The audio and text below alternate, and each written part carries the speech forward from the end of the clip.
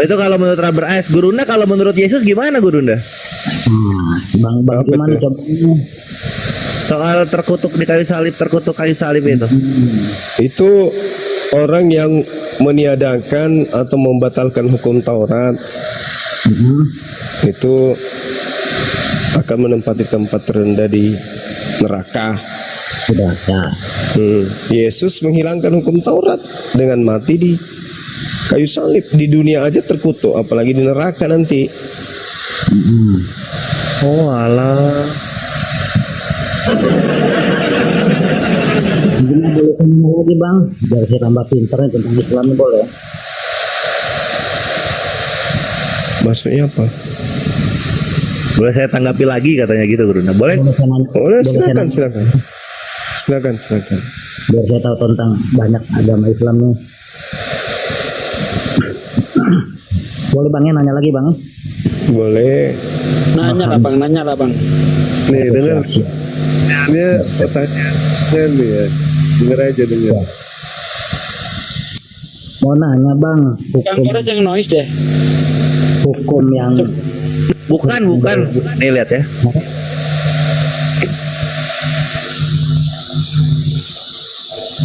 Siapa yang suara sos gitu? Si Kaparo tadi. Bukan Ruber kayak Ruber yang noise.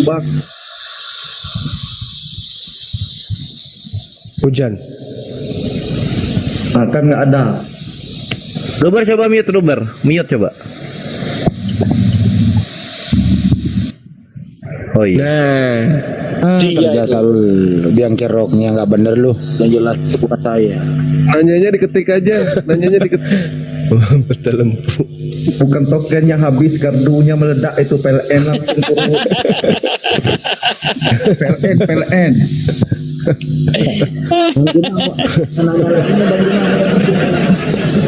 Ya udah nanya deh apa yang mau ditanyain. siap bang, siap. Tentang bidadari bang. Mumpung malam Jumat nih. Bidadari aja. Ya. Tuh gimana tuh bang bidadari tuh bang? Gini bang, menurut saya logis ya, kalau Allah itu ngasih bidadari gitu kan, ngasih cewek gitu sama umat Islam ya bidadari gitu. Saya kira logis bang, Tuhan memberi bidadari. Nah yang tidak logis itu kalau justru Tuhan minta cewek bang, itu gimana bang?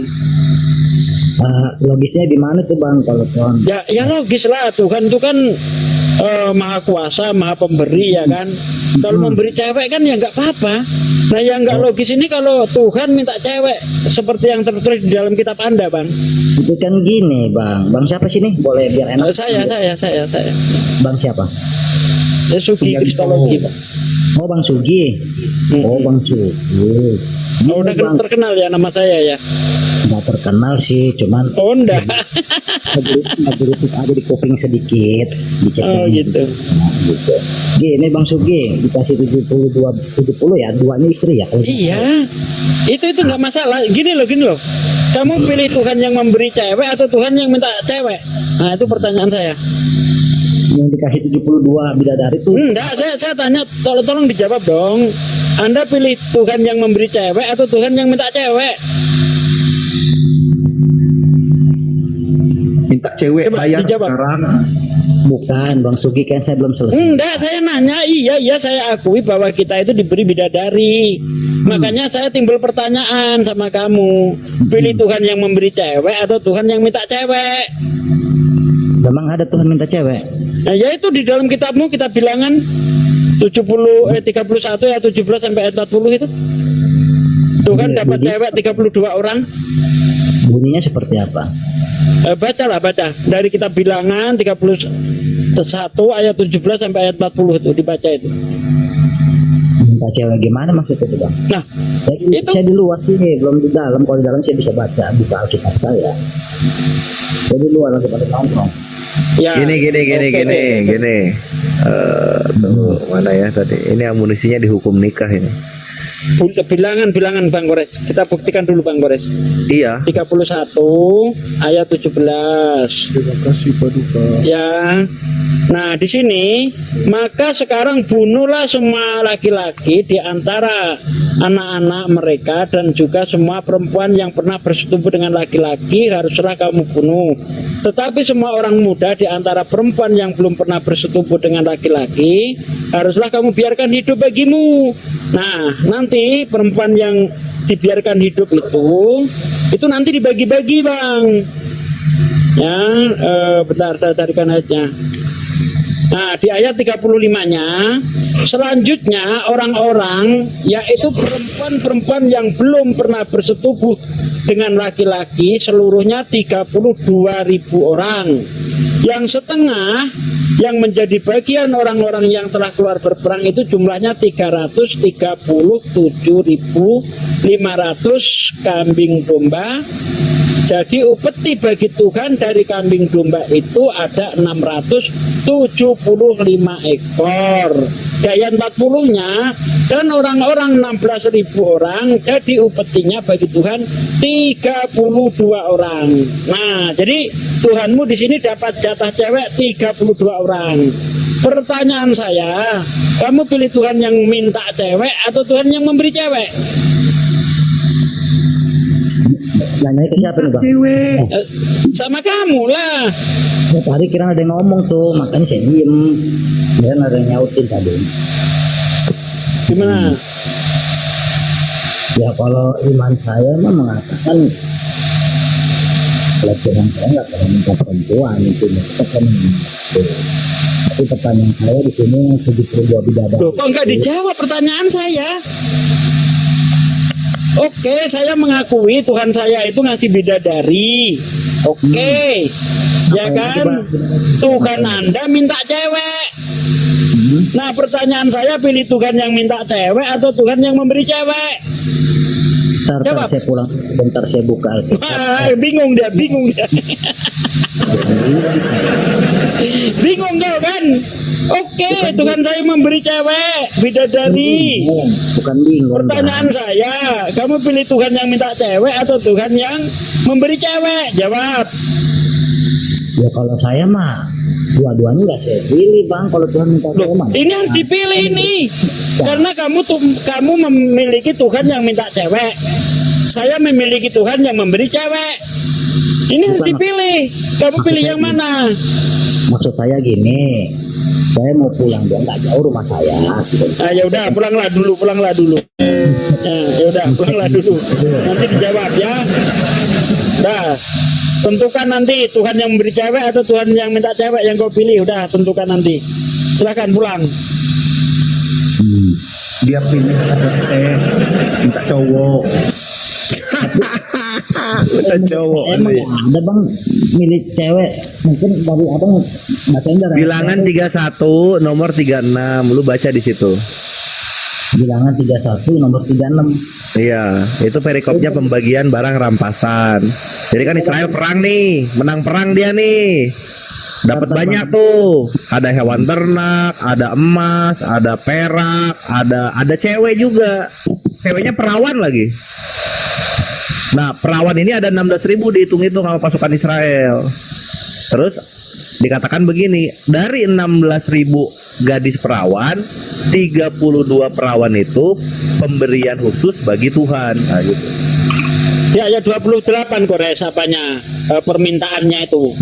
Dan engkau harus mengkhususkan upeti bagi Tuhan dari para prajurit yang keluar bertempur itu, yakni 1 dari setiap 500 baik dari manusia, baik dari lembu, dari keledai dan dari kambing domba.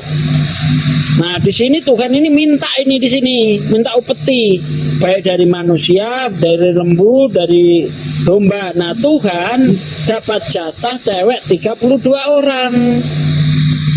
Gitu loh. Ruber, nanya sedikit Ruber. Ini kan perempuan minta jatah perawan 3 orang. Perawan atau jandanya gimana caranya itu, Ruber? Tunggu Bang, bilangan berapa tadi? takutnya salah ngasih. 31 nomor 36. Lu 3136 ya. iya. Ya kan dalam Islam itu Tuhan memberikan bidadari yang mengkonsumsi kita. Ini kenapa Tuhannya malah mengkonsumsi perawan gitu? Manusianya nggak ada kawin-mawin, tapi Tuhannya begitu. Oh bilang. Enggak, ini Bang Gores, Dewa nanya sedikit tuh. Iya iya. Masuk. Ini apa sih namanya, untuk menentukan bahwa itu perawan atau tidak, gimana caranya Ruber? Takutnya yang dikasih sama tentara itu ternyata janda gitu, udah bolong. Perkosa dulu. Jadi Tuhan dapat sisa. Jangan. Bilangan 31 nomor 36. Udah nyampe rumah ya? Dekat banget sama warung. Udah nyampe rumah nih. 31 ayat 36 ya. Ya. Jadi, pembahasan kepada Tuhan. Jangan berhubung kepada manusia. Suaranya kayak gitu sih. Mendem. Dia lagi baca ini. Diarahkan. 36 ya ayatnya 3136 ya. Iya, bilangan 31 nomor 36. Oke. Yang dulunya Dari 17 dulu dibaca, 17 dulu, 17, 18 dibaca. Ya nanti ini saya kasih apa nih biar cepet gitu. Kalau mau dibaca seluruhnya juga nggak apa-apa. Dari kejadian 31 ayat 17 18 terus kamu baca dari ayat 25 sampai ayat 40 dah. Pasti paham.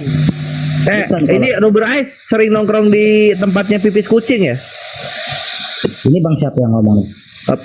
Triun Slayer. Trion tipis kucing enggak pernah nongkrong itu. Kenapa Bang? Oh enggak. Iya, ini ada yang laporan. Itu Rubber Ice sering nongkrong di tempatnya pipis kucing ya. Enggak. Oke. Tipis kucing. Oh, PC The King. Iya. Oh, pernah. Semua kita masukin Bang. Oh, siap. Semuanya ke Kristen, Islam kita semua masukin. Kaget ya Bang, Tuhan minta jatah cewek ya Bang. Tunggu dulu. 36 ya. Belum ketemu ya? Udah bilangan 31 ya. Tetapi dari yang lagi untuk orang Israel dan kemudian Musa dan Tuhan Raja melakukan rampasan.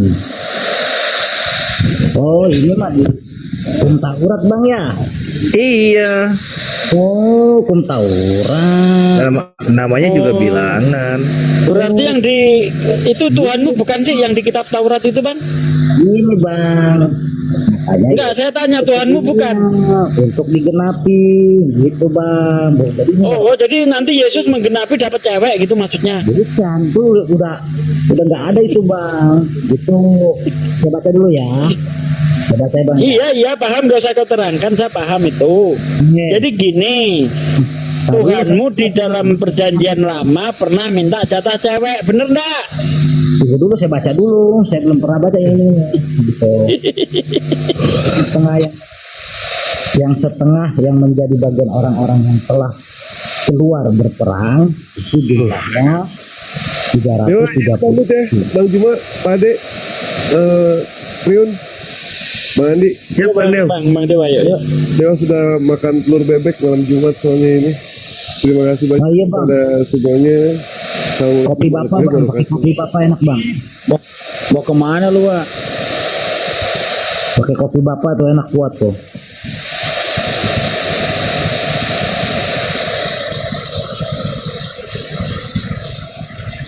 Udah baca atau gimana? PR-in dulu. Kamu pilih yang mana? Tuhan yang memberi cewek atau Tuhan yang minta cewek? Aku pilih dikasih cewek. Kalau minta cewek bayar Berarti harus Tuhannya Islam. Berarti harus Tuhannya Islam yang memberi cewek, Bang Kafaro. Kalau Baper Tuhan juga ini ya. Kalau lagi di tempatnya pipis kucing suka hujat-hujat ya, hujat-hujat Islam ya. Tumben lu santuy di sini. Lah bang, aku masuk room Kristen kena marah terus. Bukan si Ruber Kavaro, si Ruber. Iya, doi ini anteknya pipis kucing nih, sering hujat-hujat juga. Cuma masuknya slow dia. Tampolan saya juga slow, Bung Kores. Iya, kasih slow dulu aja, Stan. Slow dulu aja. Sasuke tuh masih sopan tuh, bawa bilangan 313 masih sopan banget itu. Iya. Belum kalau 2 Samuel nanti.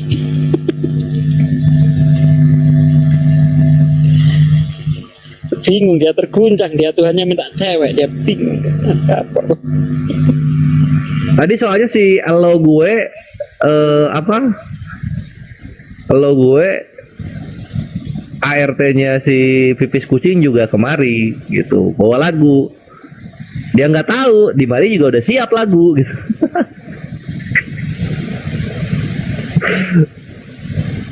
Dia putar lagu, kita nyanyi. Aduh, sakit.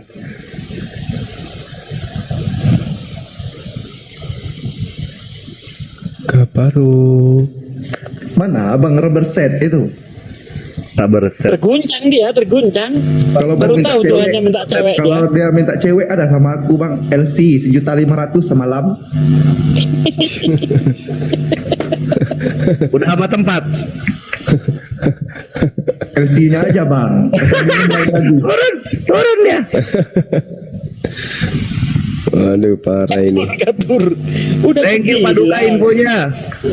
Yo ikhwan yang di bawah, kibarkan bendera Laskar Api, salam satu Tuhan. Jangan mancing-mancing. Walaupun dengan gaya halus kita tahu maksudmu itu mau kemana. Jangan mancing-mancing.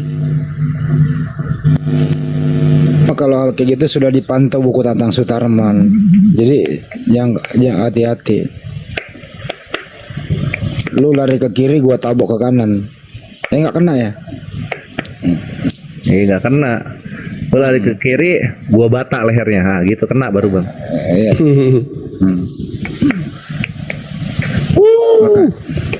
Laskar Api. Ya, ini kita sudah ada kedatangan tamu lagi. Selanjutnya ada Jai Tambun. Selamat malam Bang Jai Tambun. Wih, ini mah orang Tambun, orang Bekasi nih mah. Oh iya. Yo, alhamdulillah. Jai, Tambunnya mana bang? Tambun. Jai. Malam-malam. Jai. Iya ya. Iya. Sedang memasang handsfree dulu. Masang apa? Handset. Genset. Oh, masang genset. Kirain pasang genset. Jai Tambun ini Kristen atau Islam? Kristen ya? Saya ini Kristen. Oke, sebelumnya saya kasih donat dulu ya Bang, sama kopi.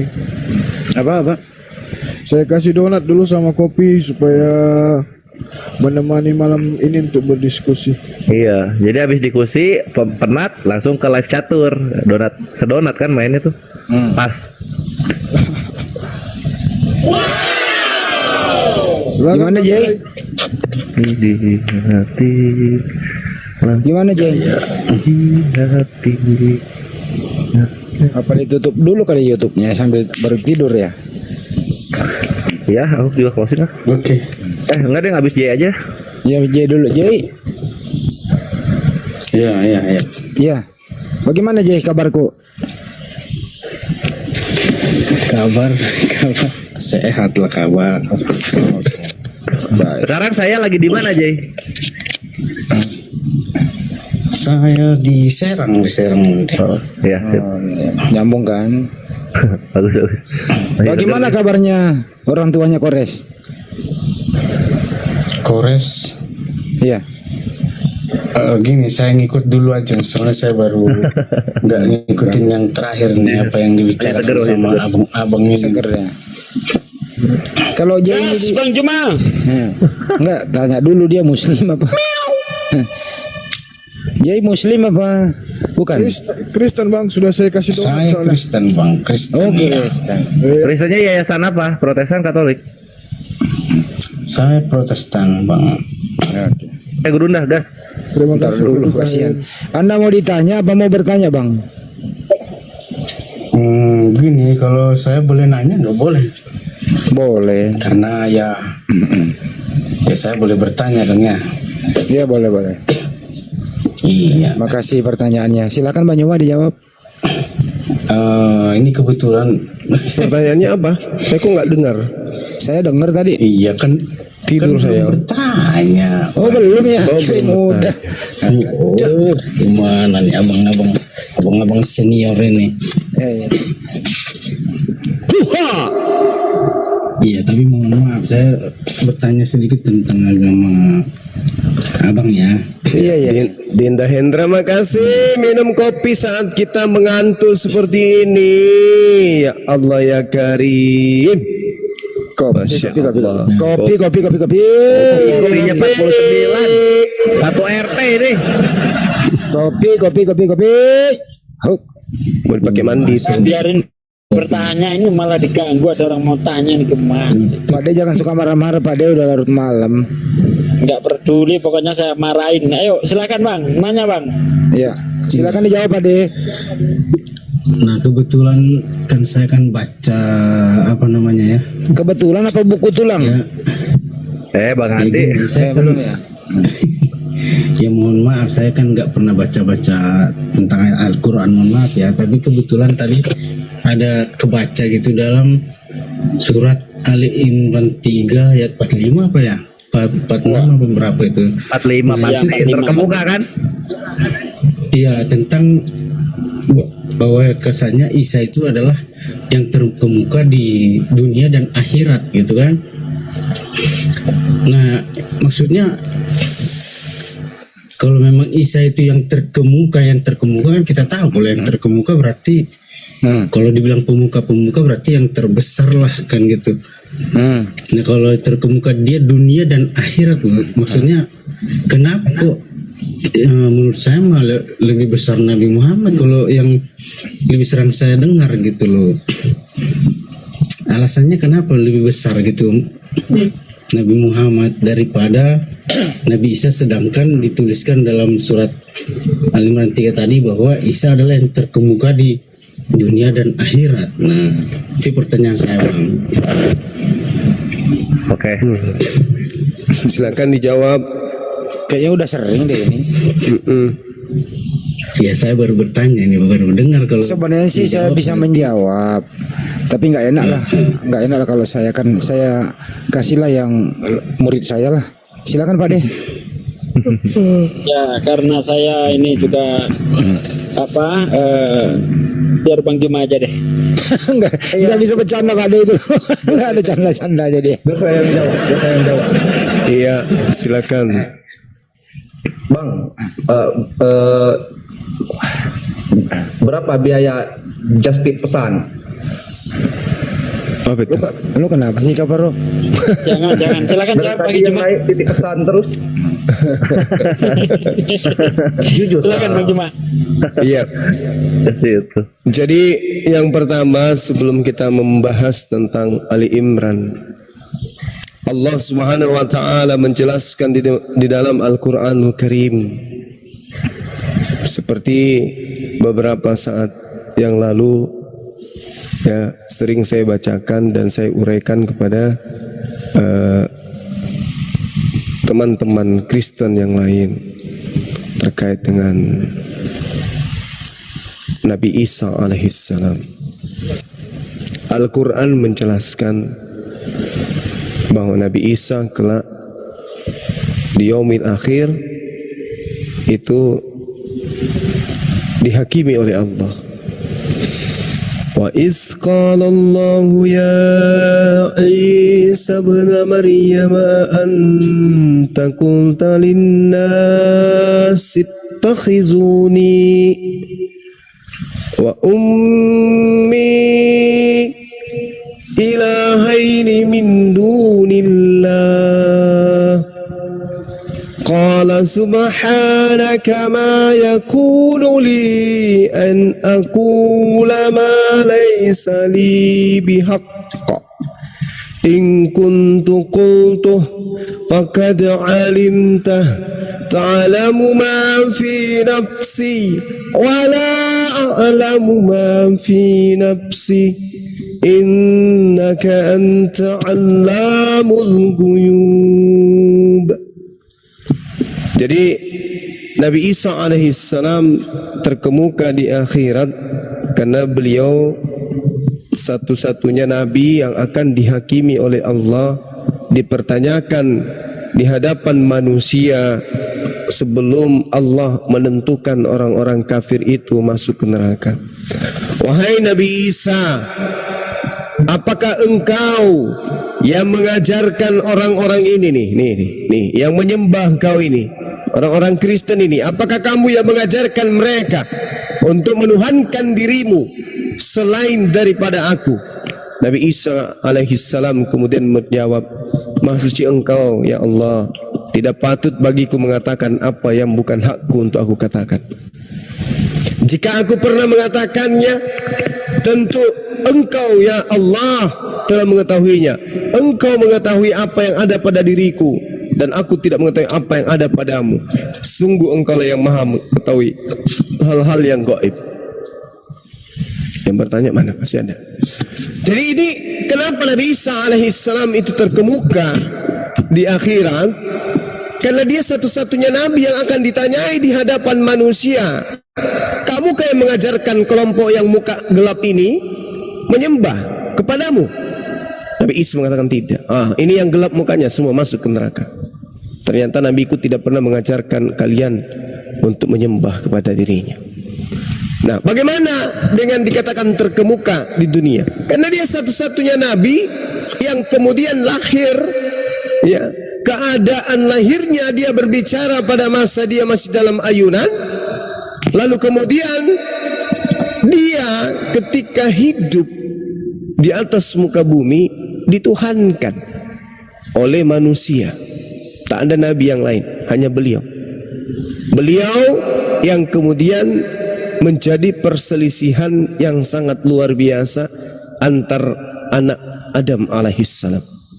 Nabi Musa orang tidak bertentangan, Nabi Adam orang tidak bertentangan, Nabi Daud orang tidak bertentangan, Nabi Abraham orang tidak bertentangan. Kalaupun ada pertentangan tidak mencolok, tidak berkelas sampai level langit. Tapi kalau berbicara tentang Nabi Isa alaihissalam, akan berbicara tiga kelompok. Yang pertama Yahudi, yang kedua Kristen, yang ketiga Islam. Tiga kelompok besar ini membahas tentang satu oknum. Itu makanya disebut terkemuka di dunia. Di akhirat dia terkenal, di dunia dia terkenal. Itu sebabnya isqalatil malaikatu ya Maryamu innallaha yubashshiruki bikalimatin minhus muhul masihu Isa bin Maryam. Isa bin Maryam.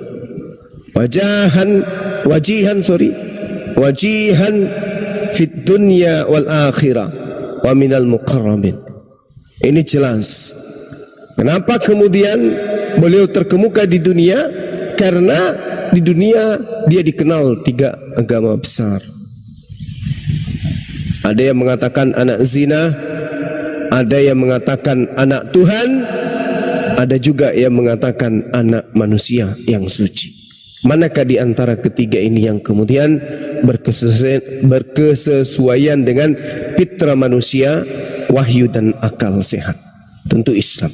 Jadi gitu Bang, jawabannya dari saya. Makasih. Mantap tenang. Mana orangnya?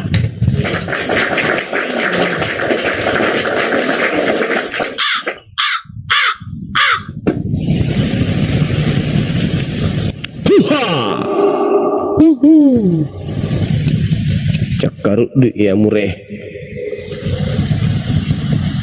Halo Bang, mana orangnya nih? Iya Mas, udah kedengeran. Ya enggak lah, orang entah apa yang kamu keluar TikTok, buka aplikasi lain ya nggak bisa lah. Bukan, aku tadi kebetulan buka Alkitab apa namanya ada ayat 1. Jadi gini, Ya, tapi saya tanya dulu nih kepada teman-teman yang muslim yang ada di room ini, apakah sepakat dengan jawabannya Bang Juman? Udah sepakat Ya semua? sepakat sekali, itu betul.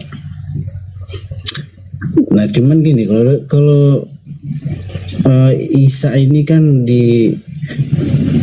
pernah saya baca sampai apa, kebetulan pas Ali Imran tuh dia itu nggak dikubur tapi terangkat ke surga kan gitu ya.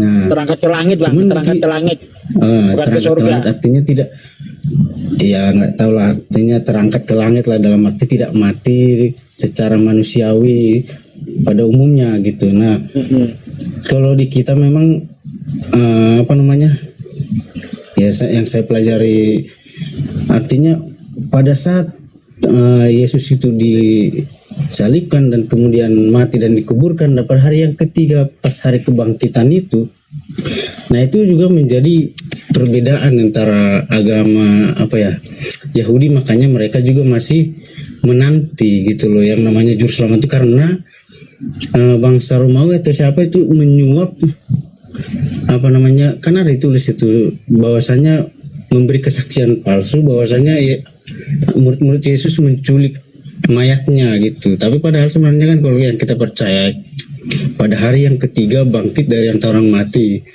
Nah, itu yang kami percayai. Nah, sekarang ada satu lagi pertanyaan saya, Bang. Nah, kalau di kita itu ada di Lukas, maka tadi saya sempat buka di Lukas berapa tadi ya? Di Lukas 1. Nah, Nggak dengar Bang suaranya Bang. Kalau kamu baca ke Google nggak terdengar Bang. oke gitu. Nah, di situ kan Klunya malaikat aja Gabriel, apa yang mau disampaikan? di situ kan malaikat Gabriel berkata kepada Maria, telah lahir bagimu Kristus Yesus, juru selamat. Nah, gitu dia. Itu yang kami percaya. Itu Lukas 2 Bahwa ayat yang- 11 itu yang- Bang. Ayat 28 itu, 28. Lukas 2:11, hari ini telah lahir bagimu Yesus Kristus Tuhan di kota Daud. Oh, itu yang 28 pas dia mau mengandung itu ya. Nah, artinya kan malaikat, kita kan percaya bahwasanya malaikat itu utusan Tuhan. Jadi yang bersaksi itu adalah malaikat Tuhan, malaikat Gabriel. Saya nggak tahu dia di Al-Quran apakah ada malaikat Gabriel, nggak tahu saya. Tapi kalau kita itu ada namanya malaikat Gabriel. Nah, dia yang berbicara kepada Maria, memberi apa namanya, akan tentang kelahirannya itu. Nah, gitulah.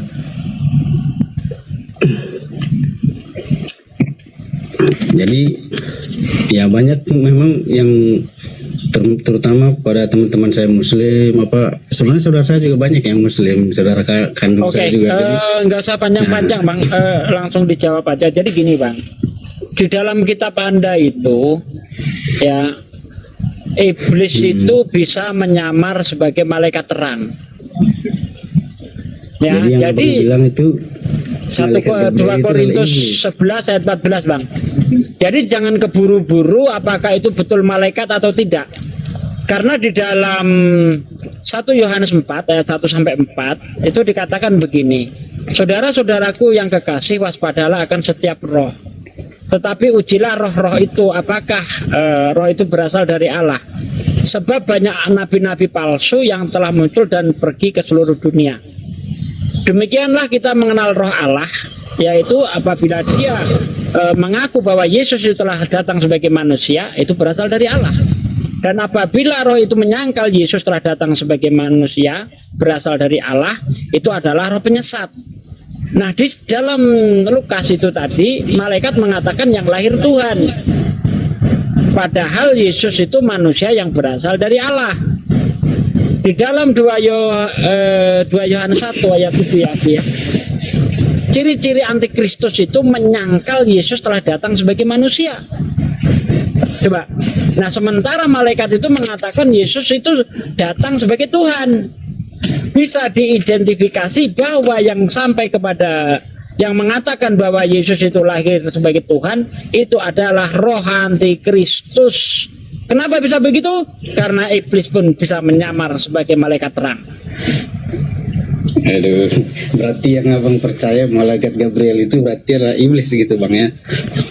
Nah itu dia, makanya kita identifikasi dia. Apakah kalau dia itu malaikat benar, dia tidak akan mengatakan Tuhan lahir. Karena di dalam bilangan 23 ayat 19, Tuhan bukan manusia. Tuhan bukan anak manusia. Monggo Ki Cuma dilanjut. Nah, kenapa? Kan yang menjawab itu adalah Tuhan malaikat sendiri loh. Nah, makanya dari mana kita tahu bahwa dia itu berasal dari Tuhan? Sebenarnya kalau di dalam kitab abang ini yang percaya yang namanya Yahya atau di kita Zakaria ya, Yohanes Yahya kok Pembaptis. Zakaria? Nah, bukan ya Yohanes Pembaptis. Nah, dia kan waktu dia di penjara itu dia bertanya, artinya kan mungkin dia berharap bahwasannya sebagai seorang juru selamat mungkin bisa menyelamatkan saya, padahal Tuhan itu adalah manusia sepenuhnya, nggak bisa dia bertindak kalau bukan atas kehendak Tuhannya gitu loh. Nah makanya pada saat murid-muridnya Yohanes bertanya, apakah engkau yang kami nantikan itu atau masih kami tunggu lagi? Nah Tuhan sendiri kan menjawab gini, yang buta melihat, yang lumpuh berjalan. Artinya kan dia hanya menunjukkan pekerjaannya. Artinya kalau bukan dari Tuhan, kenapa masih ragu gitu? Kalau bukan Poinnya aja kalau- bang. Nah kalau karena gini loh, gak ada insan di dunia ini yang mampu melakukan pekerjaan-pekerjaan yang seperti dilakukan oleh Yesus, seperti berjalan di air, meredakan angin ribut. Iya, Memberi itu makan Yesus 5.000 orang lakukan makan. itu untuk membuktikan dia Tuhan atau utusan Tuhan, bang. Nah itu dia maksudnya kan, kalau memang dia bukan berasal dari Tuhan, mana mungkin Berasal dari Tuhan jelas. Yesus berasal dari Tuhan jelas. Selayaknya abang berasal dari Tuhan.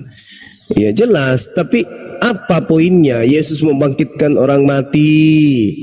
Ya, membuat orang lumpuh melihat, orang buta berjalan.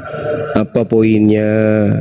Apa? Ya artinya kita menyembah Tuhan yang punya kuasa loh, punya kuasa tentang yang bisa Loh, mengalahkan segala Tuhan yang apapun. punya kuasa yang Anda maksud ini siapa? Yesus. Ya kuasa kan udah disebutkan, kepadaku telah diberikan kuasa. Kok ada Tuhan diberi kuasa, bang? Sekarang Ya. begini, kalau Yesus tidak diberi kuasa, bisa enggak dia melakukan itu?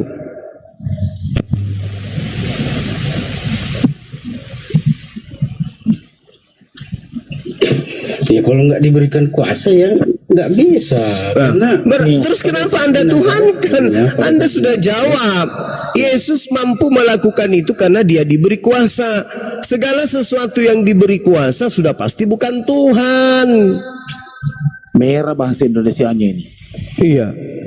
Nah sekarang gini loh, berarti keterangannya diberikan Gabriel itu menurut abang palsu.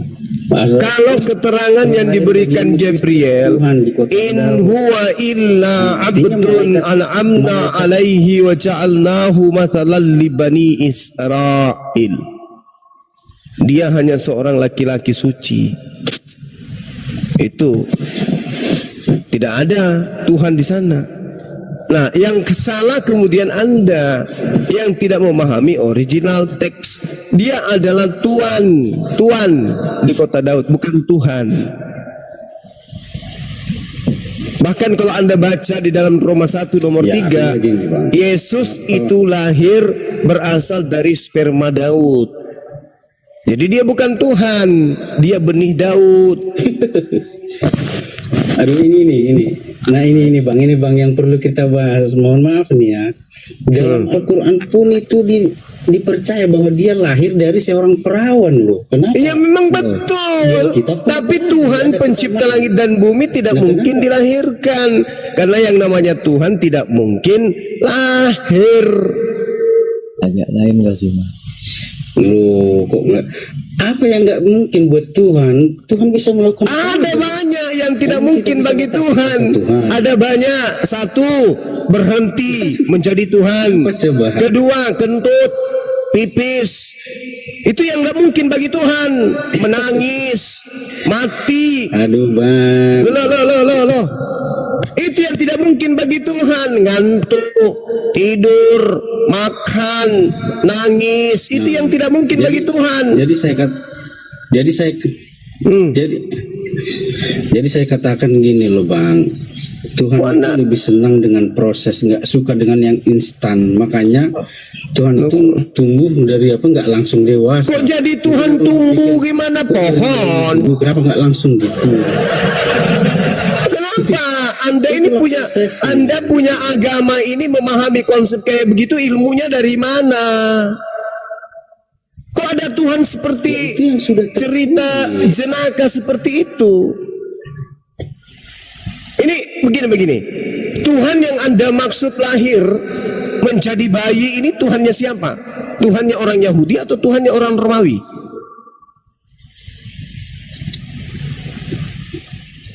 Kenapa Tuhannya orang Romawi? Ya kan ada dua kepercayaan. Dengarkan, ada dua kepercayaan besar pada saat Yesus itu ada di bumi. Apa itu? Kepercayaan Romawi Yunani dan kepercayaan Yahudi. Kepercayaan Yahudi itu tauhid. Tuhan tidak serupa dengan makhluk. 2 Samuel 7:22, Yeremia 10 nomor 6. Laisa kamislihi syai'. Tuhan tidak serupa makhluk. Keluaran 33 nomor 20. Tidak ada itu kemudian manusia bisa melihat Tuhan. Lalu kemudian Yeremia 43 nomor 11, nomor 10. Tidak ada itu Tuhan bagi Bani Israel menjelma, inkarnasi dan seterusnya. Telah menjadi manusia. Nah, maka muncul Tanya balik samamu. makanya muncul pertanyaan Tuhan nggak bisa yang menjadi pertanyaan kemudian adalah apakah Tuhanmu yang kau katakan bernama Yesus yang dinetein oleh Maria itu Tuhannya Bani Israel atau Tuhannya Romawi? Jawab. Bilang Tuhan nggak bisa kentut, nggak bisa makan. Itu pengen kau kan? Sekarang ku tanya sama Tuhanmu bisa kentut, bisa makan, bisa berak enggak? Tidak bisa karena dia bukan Yesus. Kau jangan Hanya Yesus yang kentut. Makanya kau pahami Tuhan Yesus itu adalah firman yang menjadi manusia. Nenek Ukiper kamu aja, makanya muncul pertanyaan yang menjadi dengar yang menjadi pertanyaan, Tuhanmu itu dengar, Tuhanmu itu apakah itu inkarnasi Tuhannya Yahudi atau Tuhannya Romawi?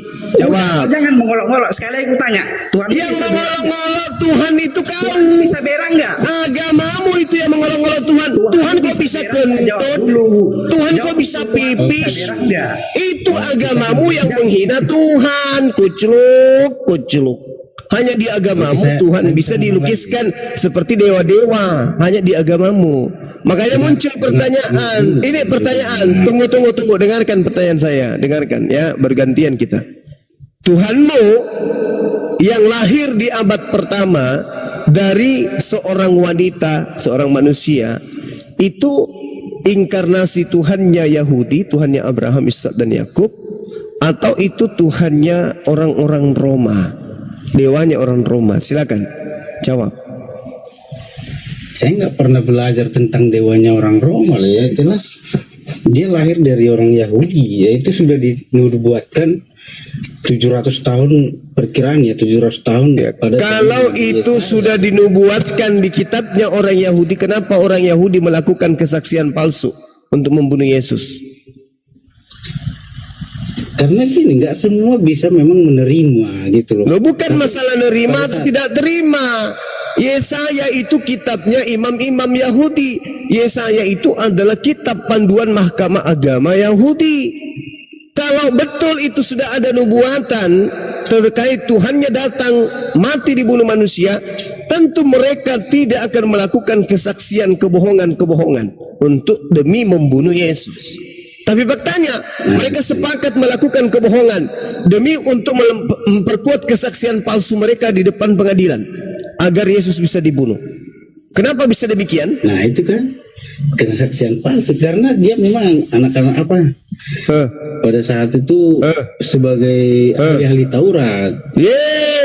Sebagai ahli Taurat, kalau Anda membahas tentang Yeremia, Anda katakan ada di Yesaya dan seterusnya, berarti orang-orang Farisi, ahli Taurat dan imam-imam dan mahkamah agama tidak perlu melakukan kesaksian palsu karena sudah ada nubuatannya di dalam kitab mereka Yesus harus mati.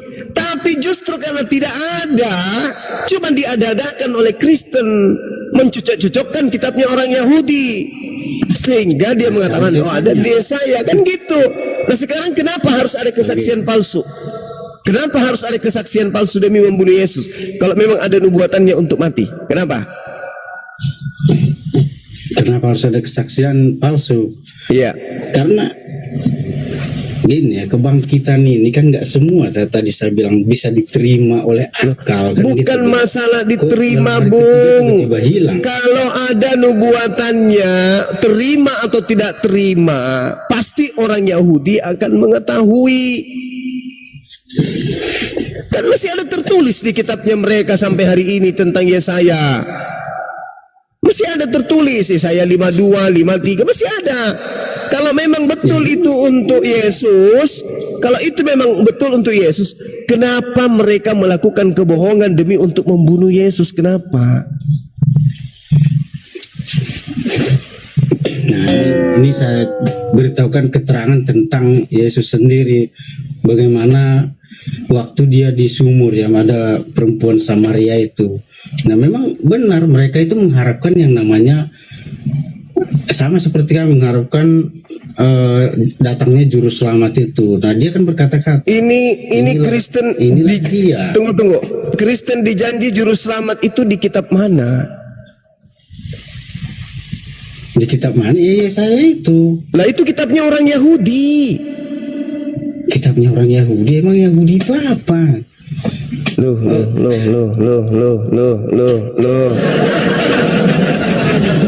Mana ada kemudian janji Mesias untuk orang Kristen di kitabnya orang Yahudi?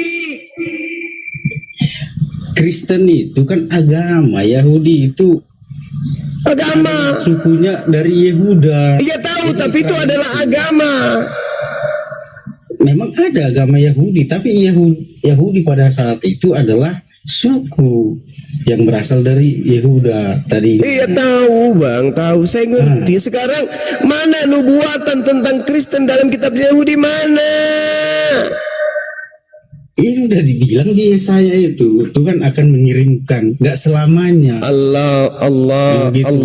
Mana ada kemudian sekarang begini, Anda bisa bahasa Ibrani? Enggak paham. Enggak bisa. Ahli Taurat, imam-imam Yahudi, mahkamah agama, mereka adalah ahli kitab. Nah, Kalau di kitab mereka ada nubuatan Tuhan yang mereka panggil dengan sebutan Adonai Elohim, datang menjadi manusia dan mati dibunuh manusia, maka mereka tidak perlu melakukan kebohongan, kesaksian palsu untuk membunuh Yesus. Kalau memang ada. Tapi kan tidak ada. Yang mengada-adakan itu orang di luar yang mempunyai kitab, yaitu Roma. Mereka karena begini, mereka ini memang hanya berdoa itu, tapi tidak mau melakukan itu pada saat La haula wala quwata illa billah. Melakukan perintah. Tidak melakukan perintah, yaitu perintah prosesi ibadah. Tapi bukan berarti mereka tidak paham tentang konsep ketuhanan. Yesus ditolak sebagai Mesias, bukan ditolak sebagai Tuhan. Sedangkan Kristen hari ini berdiri di atas fondasi, di atas tiang yang mengatakan Yesus datang untuk menembus dosa. Di mana di dalam kitabnya orang Yahudi ada seperti itu? Tuhan datang menjadi manusia untuk tebus dosa manusia. Itu di mana? Sekarang gini pertanyaannya, itu Yesus dapat kuasa kira-kira dari mana kalau memang dia bukan dari Tuhan? Kuasa Yesus itu memang dari Tuhan. Tidak ada yang menolak itu. Wa im min ahlil kitabi illa la yu'minanna bihi qablal mauti wa yaumal qiyamati yakunu alaihim syahida. Memang kekuatan Nabi Isa, Yesus itu dari Tuhan. Terus apa masalahnya? Kenapa dituhankan? Ya karena memang itu gini loh, kalau dalam kitab Musa ya disebutkan bahwa yang namanya Allah Bapa itu tidak bisa bertemu secara langsung dengan manusia. Karena apa? Kamu pasti akan mati. Kata kita nggak mati kalau nggak bertemu langsung. Oh iya, itu Tuhannya Yahudi. Terus kenapa Tuhannya Yahudi, Tuhannya Kristen ketemu manusia justru Tuhannya yang mati? Konsep dari mana itu? Karena begini, itu sudah dituliskan bahwasannya Dituliskan lagi. Untuk menebus. Dituliskan di mana? Di dalam kitab Yesaya itu. Loh, berarti kitabnya Yahudi. Nah sekarang orang Yahudi, dengarkan. Kitabnya Yahudi yang kamu maksud itu bukan kitabnya Kristen. Memang kitab Taurat itu ada berapa? Loh, Yesaya itu kitabnya orang Yahudi. La haula wala quwata illa billah. Inilah kalau korban curian begini. Ini kitabnya orang Yahudi, Bung. Yesaya itu kitabnya orang Yahudi, bukan kitabnya orang Roma. Ingat, dengarkan saya. Kristen mula-mula itu adalah orang Roma. Paham? Ya. Nah sekarang ketika saudara mengatakan Yesaya itu bukan kitabnya Roma, itu kitabnya Yahudi. Bani Israel punya kitab itu. Emang kitabnya Roma itu apa? Kitabnya Roma itu hanya perjanjian baru, surah-surah Paulus, kitab kanonik yang lolos diseleksi pada saat muktamar. Itu kitabnya orang Kristen, kitabnya Roma. Nah kitabnya orang Roma ini perjanjian baru ya mencocok-cocokkan kitabnya Yahudi. Makanya sampai hari ini kitab Anda yang perjanjian lama itu tidak pernah dianggap oleh orang Yahudi. Kenapa? Karena kalian cuma mengambil terjemahan dalam bentuk Septuaginta. Orang Yahudi tertawa, mencibir, bahkan meludahi kalian. Karena kalian hanya mengambil terjemahan kitabnya, lantas kalian jadikan sebagai kitab. Sementara yang mempunyai kitab memiliki kitab itu sendiri dan memahami kitabnya berdasarkan original teks. Gitu loh. Tadi kata abang kitab perjanjian baru kitabnya Romawi. Padahal kata abang tadi Romawi itu yang pertama, iya kan? Iya memang betul. Kenapa bisa yang pertama? Iya, siapa lagi sebelum Romawi yang menyembah Yesus? Siapa yang kitab perjanjian baru itu dituliskan setelah kelahiran Yesus. Iya itu dia, makanya dituliskan untuk orang Roma, bukan dituliskan untuk orang Yahudi. Orang Yahudi mana mau terima cerita-cerita jenaka kayak begitu, mana mau. Diterima enggak kitab Anda? Sekarang saya tanya, kitab saudara yang perjanjian baru itu ada enggak di dalam tempat ibadahnya orang Yahudi? Ada? Saya nggak tahu. Iya kok, jangan pura-pura nggak tahu. Kira-kira masuk tidak itu surah-surah Paulus di dalam rumah ibadahnya orang Yahudi hari ini? Masuk tidak? Jadi gini. Mungkin masuk tapi dijadikan sebagai lap kaki di sana. Nah, jadi gini Bang, kita apa tuh? Ini ya, saya berbicara soal agama ini saya benar-benar hati-hati loh, karena iya memang sebulan kemarin Ustadz Agustan menaruh di pantatnya.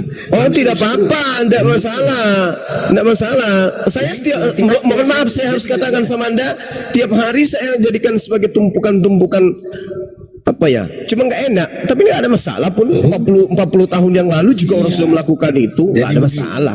Saya cuma bilang nggak ada masalah dengan itu. Hati-hati apa? Kenapa hati-hati? Kenapa? Kalau hanya cerminan, dengarkan saya. Kalau cerminan kayak begitu yang Anda lakukan, itu tidak ada efeknya terhadap kebenaran, nggak ada efeknya. Iya sudah, kita hanya mengingatkan. Jadi ya nggak perlu diingatkan kayak gitu-gitu, nggak perlu. Betapa banyak orang membakar Quran kemudian buntung tangannya, tiba-tiba mati mendadak dengan mengenaskan, banyak orang kayak gitu-gitu. Jadi itu bukan tolak ukur, itu bukan ukuran, itu bukan. Sekarang permasalahannya adalah kitabnya orang Yahudi yang dipahami oleh orang Yahudi tidak ada menceritakan Tuhan mereka datang netek, disunat, dibunuh manusia. Nggak ada kayak begitu. Loh, kok kalian yang agama barat ini kok mengambil dan mentafsirkan kitabnya orang seenak perut kalian? Nah, jadi begini Bang, saya jelaskan sedikit ya. Begini terus, ini sudah 400 kali ya begini Bang. Apa yang begini?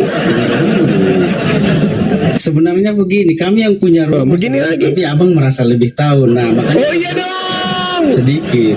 Anda cuma didoktrin, sementara kami belajar. Anda tidak belajar, Anda cuma doktrin, kami belajar. Anda didoktrin. Nah, makanya dalam Alkitab itu disebutkan juga Bang, pengetahuan tanpa hikmat itu akan menimbulkan Apa hikmat itu coba? Apa hikmat itu? Pengetahuan punya pengetahuan tapi tidak berhikmat. Hikmat itu apa? Nah, inilah hasil. Ya, hikmat itu apa? Ajarkan saya apa itu hikmat. Artinya hikmat itu bagaimana kita berasumsi mengartikan itu. Bagaimana kita mengartikan itu? Berarti saya juga berhikmat karena saya juga mengartikan. Kucil lu. Bang, Gimana? Kita itu kalau mau membaca kitab itu, makanya kita perlu berdoa supaya kita diberikan hikmat, supaya kita mengerti. Kemarin itu ada pertanyaan juga gini, Yesus itu kalau memang Tuhan, kenapa dia nggak turun dari salib katanya kan? Yesus bukan Tuhan Bang, Yesus bukan Tuhan, dia manusia. Siapa yang bilang kayak gitu? Gak ada ukuran, gak ada ukuran kalau dia Tuhan kenapa gak turun? Gak ada ukuran. Yang benar adalah kalau dia Tuhan kenapa dia bukan Tuhan? Itu yang benar pertanyaannya. Kalau dia Tuhan kenapa dia bukan Tuhan? Kan bertanya Yesus bukan Tuhan. Kenapa dia Anda katakan Tuhan sementara dia bukan Tuhan? Ayo.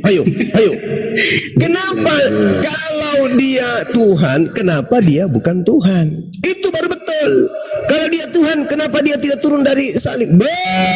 Murah kali. Kalau Yesus itu Tuhan kenapa dia bukan Tuhan? Itu baru betul. Nah, itu yang jadi salah menurut kita. Loh, kok salah? Kalau dia Tuhan, dengar. Kalau dia Tuhan, kenapa dia sama seperti makhluk? Makhluk apa itu? Kalau dia Tuhan, kenapa dia sama makhluk? Iya, sama seperti ciptaan, kenapa? Begini. Ya gak mungkin dong manusia. Kan gak mungkin dong kita berbicara dengan batu, berbicara dengan pohon. Ini pertanyaan saya sederhana. Kalau Yesus itu Tuhan, kenapa dia bukan Tuhan? Karena gambar yang Nah, jadi hakikatnya itu hakikatnya apa? Menggambarkan apa? Menggambarkan seperti inilah gitu loh, cara menyembah kepada Tuhan. Orang Yahudi sebelum ada Yesus menyembah enggak? Menyembah. Dia dicontohkan oleh Yesus enggak kepada mereka? Masalahnya, nah itu dia justru sebenarnya gini, yang pada saat di Perjanjian Baru, pada saat zamannya Yesus itu, yang sebenarnya yang paling sulit untuk itu bukan orang seperti yang nggak percaya. Ngomong apa saudara? Ngomong apa? Aku belepotan kayak gitu. Sekarang begini, orang-orang 1440.000 itu yang dimateraikan masuk surga dari orang Yahudi itu sudah mendapatkan contoh cara ibadah dari Yesus kayaknya. Ketawa. Justru itulah kan, makanya abang ini belum diomongin, makanya nggak nyambung. Dia nggak nyambung lah. Orang agamamu pagan, sementara anda mencoba menegakkan agama pagan itu sebagai agama tauhid. Tak bisa bang. Sekarang anda menjual Yesus. Sebagaimana dengan orang-orang yang dimateraikan, mereka tidak beriman kepada Yesus. Kok dia bisa dimateraikan? 144.000 masuk surga. Yesus belum lahir. Kok bisa? Dan kok bisa? Pada saat Yesus itu dibaptis, selesai dibaptis. Nah, Yesus dibaptis lagi, Yesus dibaptis lagi. Harusnya Anda malu. Kok ada Tuhan yang bukan Tuhan? Kan gitu. Kok ada Tuhan bukan Tuhan? Apa buktinya dia bukan Tuhan? Dibaptis katanya. Oh, inilah makanya muncul pertanyaan. Kok ada Tuhan bukan Tuhan? Nah, jadi konsepnya itu mirip seperti pada masanya Raja Firaun sama Yusuf. Kenapa dia? Yusuf menjadi Kiper. menjadi pelaksana semuanya Apa tuh? menjadi perdana menterinya. Semeng aja. Firaun itu menjadi rajanya. Jadi semua pekerjaannya itu ditanggungjawabkan kepada si Perdana Menteri. Nah, ini hampir seperti itu. Hampir seperti itu konsepnya. Jadi Iya, sekarang ini saya katakan, kenapa ada Tuhan yang bukan Tuhan disembah lagi sama Anda? oh, kenapa ada Tuhan itu? Udah saya bilang tadi jawabnya. Malaikat sendiri yang sudah berkata. Apa itu? Dan pada Lahir. saat dia dibaptis, Tunggu, malaikat berkata apa? Lahir. Karena lahir. Inilah bukti bahwa dia bukan Tuhan karena lahir. Alamak. Makanya muncul pertanyaan, kenapa Anda menuhankan Tuhan yang bukan Tuhan? Bagaimana mungkin kemudian Yesus itu menjadi Tuhan sementara dia bukan Tuhan? Dari lahir lagi. ini Mana ada pencipta langit dan bumi lahir, paman? ya nggak mungkin lah dia langsung datang dengan usia langsung dewasa. Kalau yang datang itu, saudaraku, kalau yang datang itu, dengarkan, kalau yang datang itu kurir.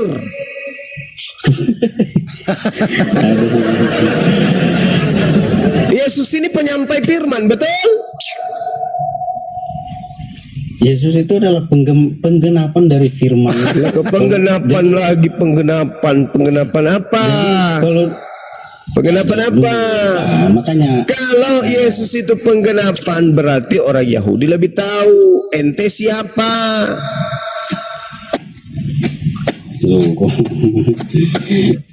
Sama semengnya dia ndak ada ilmunya nih anak. Iya. Pertanyaan saya gini. Nabi Musa alaihissalam punya Tuhan, Abraham alaihissalam punya Tuhan, Yesus juga punya Tuhan. Pertanyaan saya, yang menjadi Yesus ini Tuhannya Abraham atau Tuhannya orang Roma? Jawab. Tuhannya orang Roma. Kan Tuhannya orang Roma bisa menjadi roh, bisa menjadi makhluk, bisa menjadi manusia. Itu Tuhannya orang Roma. Sebelum Kristen ada, ajaran Romawi kuno dan Yunani kuno itu adalah ajaran dewa-dewi. Dewa mereka bisa menjadi makhluk. Dewa mereka bisa nusul inkarnasi menjadi manusia. Maka muncul konsep Jupiter adalah Zeus nuzul ke atas muka bumi. Itu diajarkan oleh Romawi, Mesir, India, Yunani. Nah sekarang mereka bukan bagi mereka. Itu adalah Anda. Itu agama Anda. Yesus ini dikatakan dengarkan. Yesus diajarkan inkarnasi Tuhan, betul? Inkarnasi Tuhan. Lalu? Bukan bilang Tuhan akan mengirimkan seorang juru selamat. Ya, berarti dia bukan Tuhan. Dia kiriman. Maka, kan tadi sudah aku bilang dia kurir. Anda tidak percaya. Aduh apa? Aduh, tangannya. Yawana bakae. Jadi apa? Kok ada Tuhan bukan Tuhan? Tapi itulah konsep yang kami percaya, itu aja intinya. Nah, bagus. Untuk percaya. Bukan, tidak akan mungkin dipercayai. Itu orang kayak gitu. Siapa yang mau percaya kayak gitu-gitu? Nggak mungkin. Orang Yahudi tidak percaya, orang Islam tidak percaya. Hanya Kristen yang korban dari penjajahan yang percaya kepada ajaran itu. Oke. Jadi gini,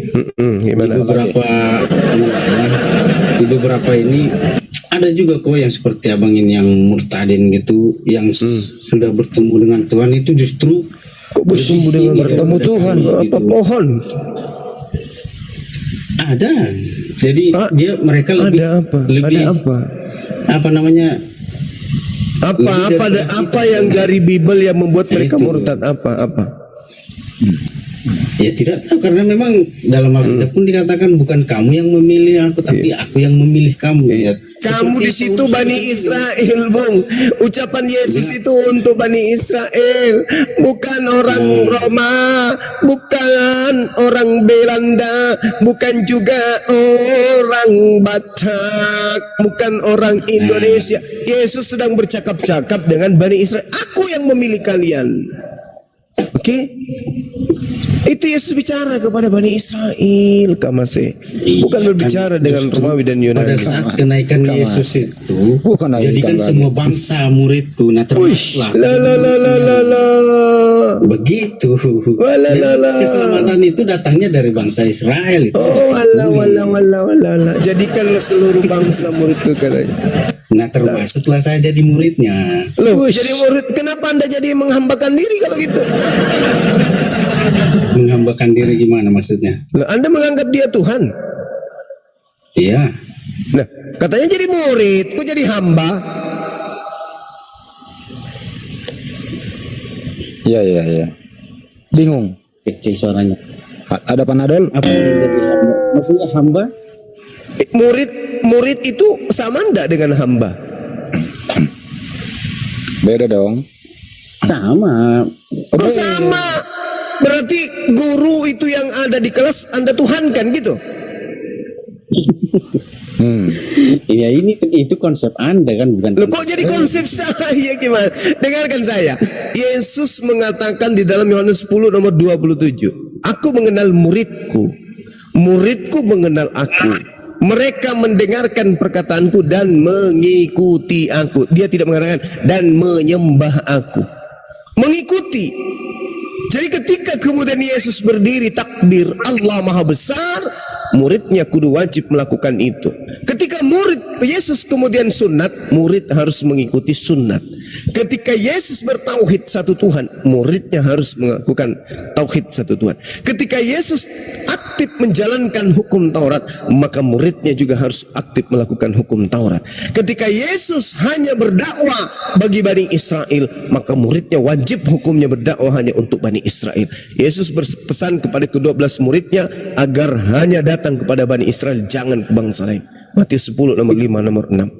Itu aku mengenal muridku mengikuti aku.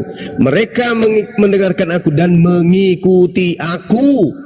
Ketika aku bersunat, muridku ikut Sunat. Nah, ketika aku bersabat hari Sabtu, maka muridku harus bersabat hari Minggu. Tuh. Itu. Jadi jangan nyamar-nyamar serigala Anda ini, nyamar-nyamar jadi domba, jangan Bang, jangan. Yesus hanya untuk muridnya Bani Israel saja. Konsep jadi gini Bang, saya katakan Gini. ya, murid itu adalah supaya kita itu mau diajar gitu. Diajar apa? Diajar menyembah Yesus.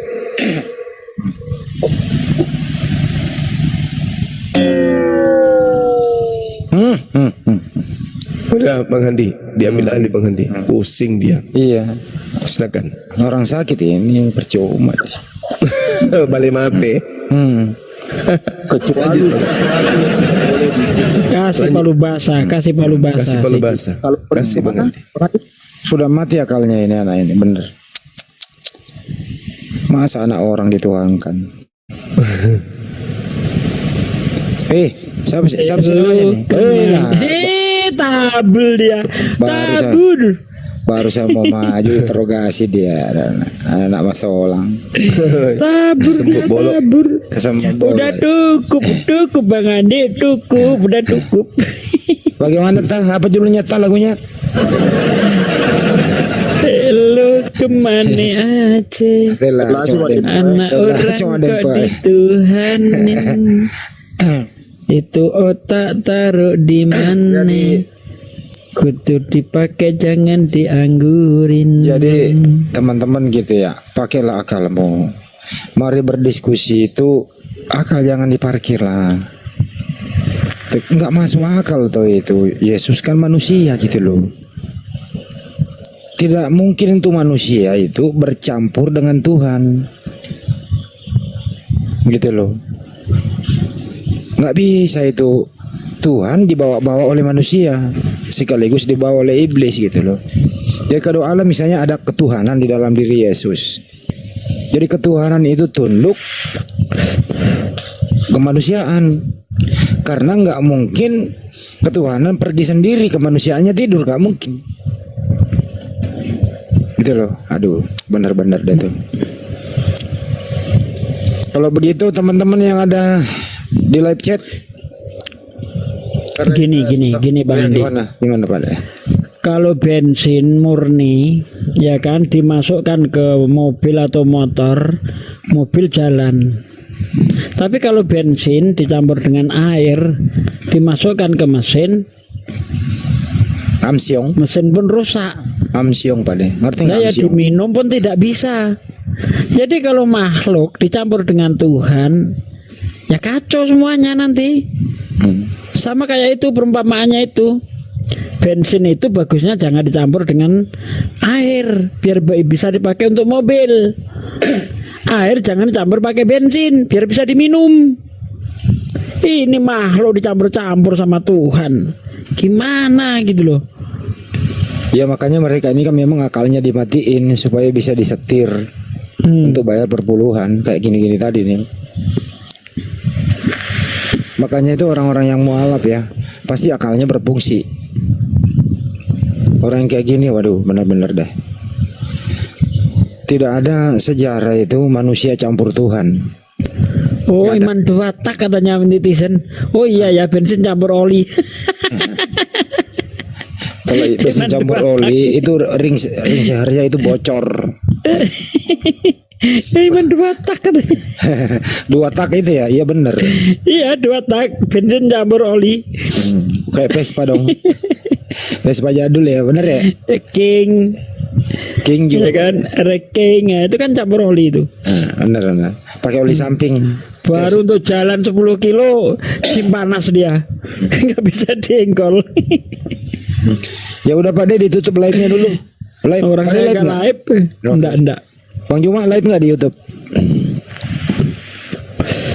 Iya Kang Daya, ditutup aja dulu. Bang Juma lah yang nutup. Oke, baik teman-teman sekalian yang ada di channel Zulkifli Emabas Official, Laskar Api yang ada di sana dan juga yang ada di Komal ini, begitu juga channel-channel kita Sugi Kristologi, kemudian Triun Slayer dan Bang Handi Slebes.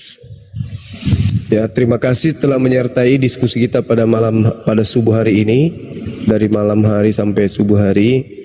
Kiranya Allah memberikan pertolongan kepada kita semua atas masalah yang kita hadapi, masalah kesehatan, ekonomi, keluarga dan seterusnya, dimudahkan oleh Allah untuk menyelesaikan itu semua.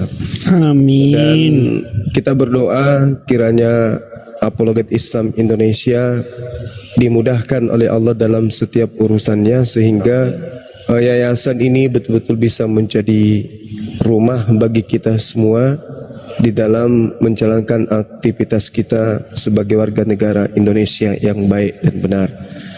Dan kemudian saya menyampaikan juga permohonan maaf yang sebesar-besarnya ketika selama kita berdiskusi ada kata atau ada kalimat yang keliru, yang khilaf dari saya pribadi dan juga dari teman-teman kita para apologet Islam, ya, pendebat dari API.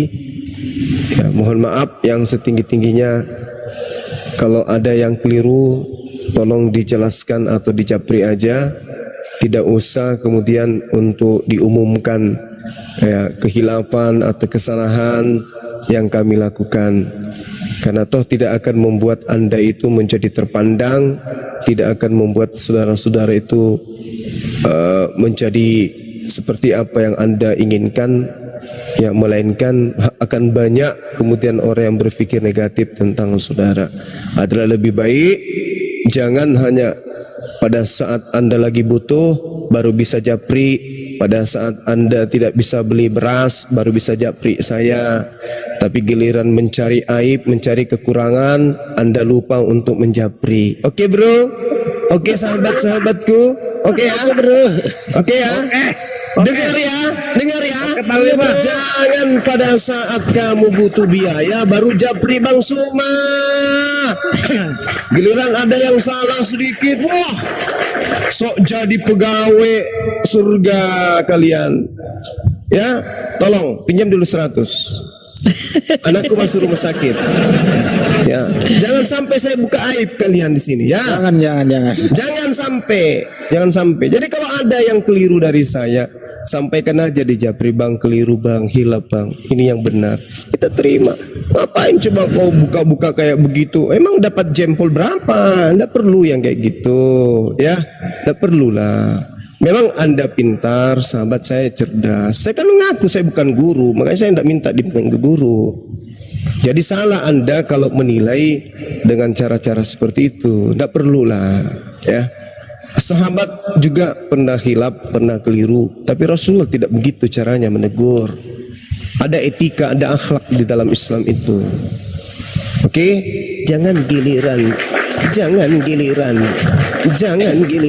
mau beli garam baru japri. Iya kakek. Oke, ya kan kayak gitu lah. Paman. Giliran isap ingus, bang saya lagi sakit bang. Oh jangan tiba-tiba apa maumu. Oh ya kirim nomor rekeningmu gitu. Ya giliran kayak gitu rajin ya kalian japri Bang Suma. Iya kakek. Tolonglah. Ampun tolong. kakek. Jangan sampai saya permalukan Anda depan umum ya. Jadi kalau saya ada salah, tolong dinasihati aja lah, dijabri. Saya bukan manusia sempurna. Banyak orang kemarin ada yang disebut ulama besar itu, Kiai Sakur. Saya tidak pernah mendengarkan suara kalian menegur beliau. Coba. Yang negur-negur saya gara-gara baptis ini, yang paling hebat ini, pernah enggak kalian menegur atau kemudian mengkanter ucapan Buya Sakur yang mengatakan ini dan itu tentang Islam? Ada kalian ini, ada. Ada beritanya udah nyampe ke Gurunda ya, ini soal ini ya. Ada. Iya. Ada kalian bikin piti gitu.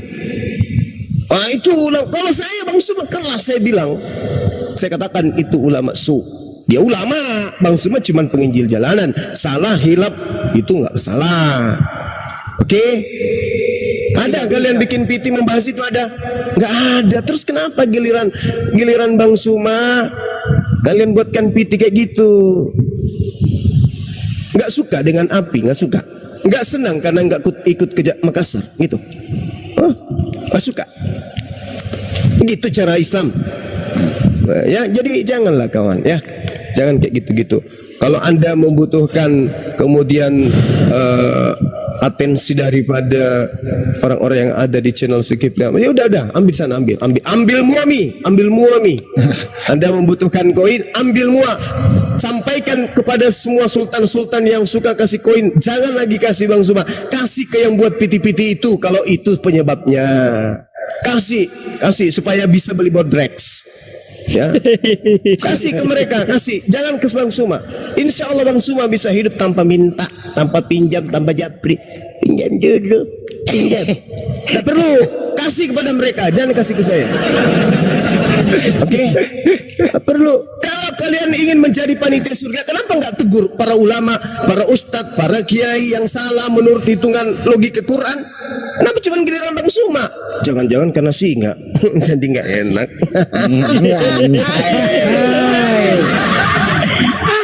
Jangan-jangan karena singa. Enggak kawan, saya bercanda kawan. Itu bukan fakta, itu hanya guyon ya. Saya yakin sekali karena bukan karena itu. Tapi karena memang kalian ini orang berilmu, kalian ini adalah panitia surga. Jadi hal-hal yang negatif dari Bang Suma harus segera diluruskan. Tapi kalau giliran ulama biarkan aja. Cukup Bang Suma aja ya. Gitu ya. Ya. Karena cuma Bang Suma yang tidak pernah marah. Dapatnya banyak. Kayaknya gitu. Begini banyak. Kalau menurut yang kemarin masalah baptis itu kan dalam area diskusi bukan menyamakan baptis dengan Ya itu wudhu. dia kan makanya aku bilang bang. cuman analogi biasa lah itu. Ya, Nggak ada sudahlah. unsur itu ya. Sudahlah ya. Para guru di luar sana, kalau saya ada keliru, tegur aja pakai japri. Anda kan tahu nomor saya. Giliran ini kan tahu. Kok jadi lupa ingatan? Soalnya ini Ikhwan, debat Kompor lo ya? muslim itu banyak. Enggak, bukan ini, maksudnya kejanggalannya gitu.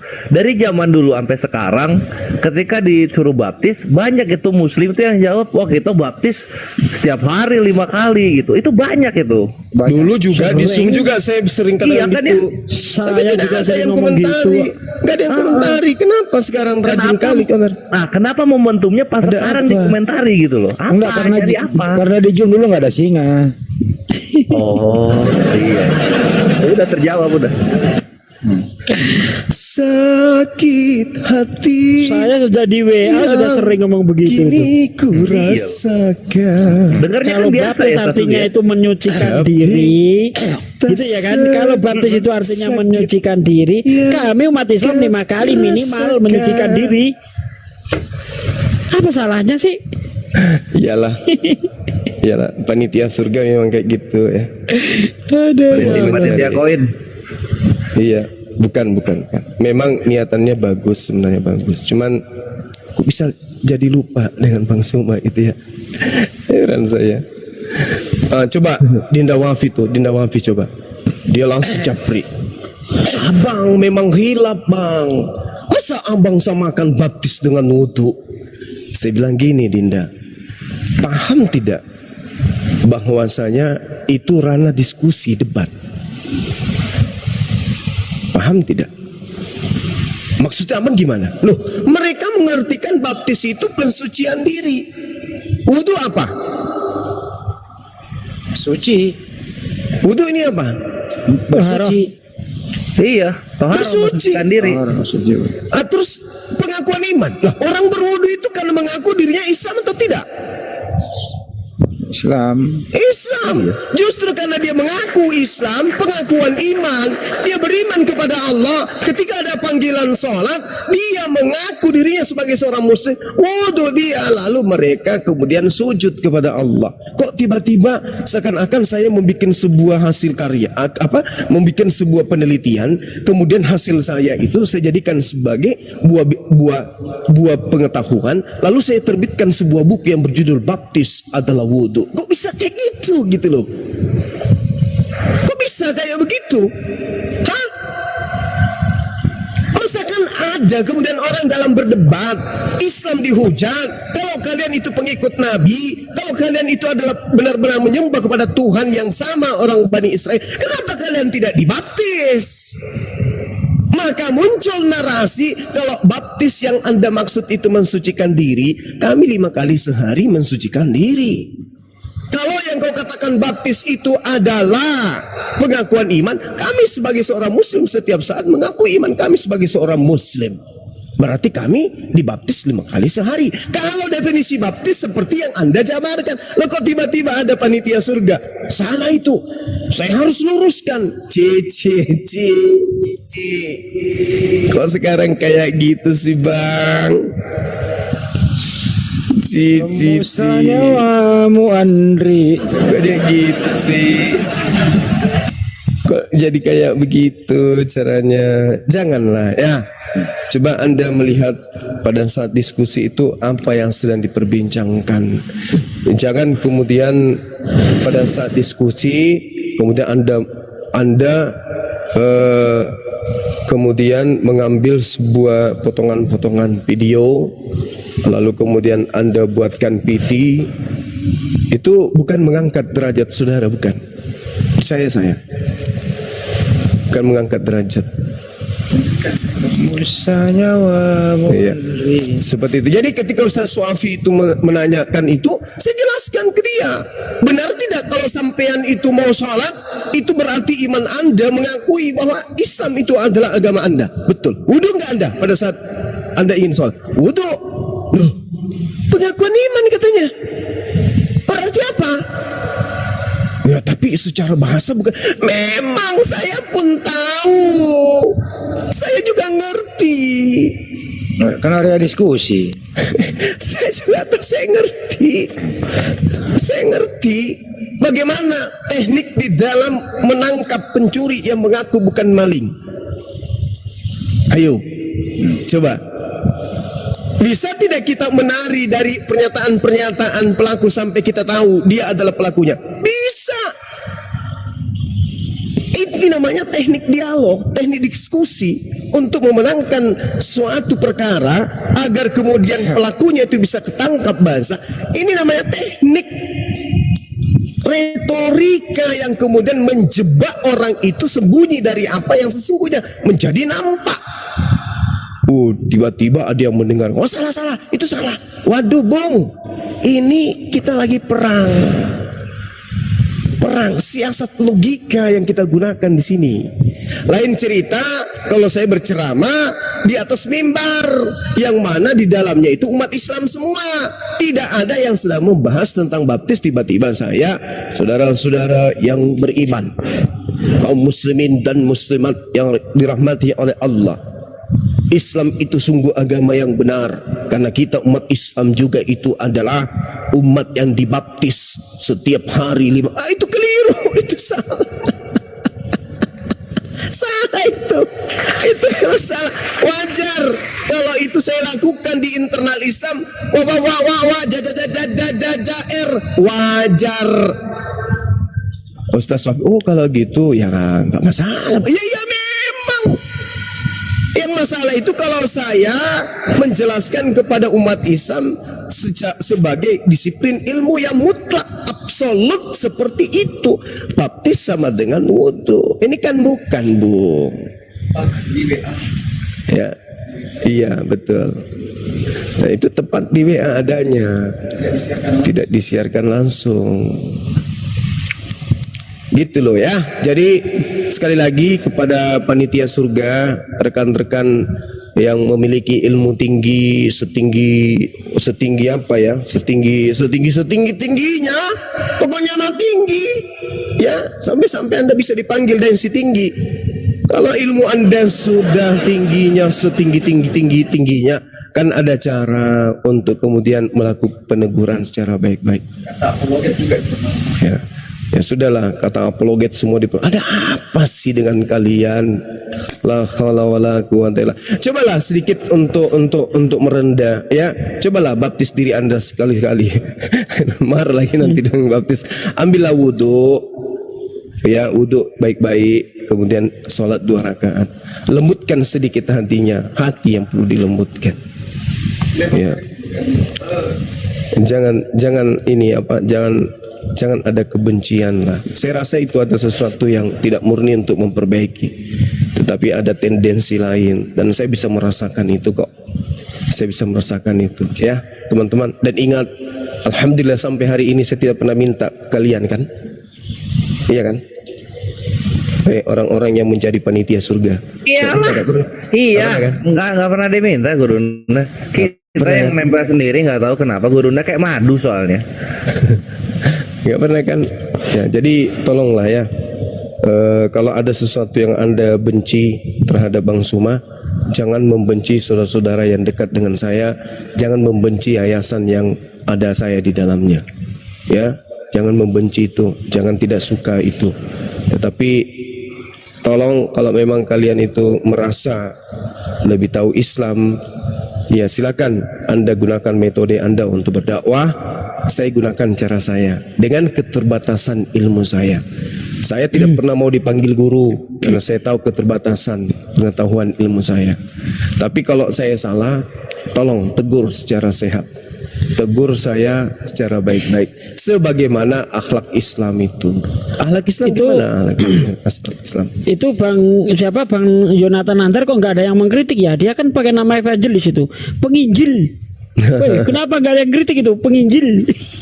Itu kan penginjil punya Kristen itu. Kenapa nggak ada yang kritik Bang Jonathan ini? Kita pakai apologi dikritik, Bang Jonathan kok enggak ya? Itu dia, akhi. Ya sudahlah ya. Intinya gitu ya. Kalau saya ada salah, sekali lagi kan ada nomor kontak saya di saudara-saudara sekalian yang cerdas-cerdas, yang pintar-pintar. Kalau dari ilmu memang saya salut, ya saya salut. Anda memang pantas lah untuk mengkritisi saya, untuk meluruskan saya. Tapi mungkin ada cara-cara yang lebih elegan, yang kemudian tidak memperlihatkan di mata netizen adanya perpecahan. Bukankah kita mengatasnamakan orang baik, mengajarkan sesuatu yang kita sampaikan itu tujuannya baik, ya kan? Ya, jangan sampai penyakit hati lebih tinggi mendominasi di dalam diri kita daripada ilmu. Itu dulu. Memang saya hilaf, saya akui itu. Saya salah, saya akui. Saya punya kekurangan, saya akui. Ya, tetapi Anda yang tidak punya kekurangan, Anda yang tidak punya salah, tidak seharusnya Anda melakukan kritikan pada saat orangnya tidak ada di depan Anda. Kalau mau mengkritik, jangan di belakang, di depannya. Di depannya. Itu sahabat itu begitu. Ya, sesama Islam itu begitu. Kalau mengkritik saudaranya, di depannya, jangan di belakang, karena itu bisa menjadi fitnah, melahirkan fitnah-fitnah baru.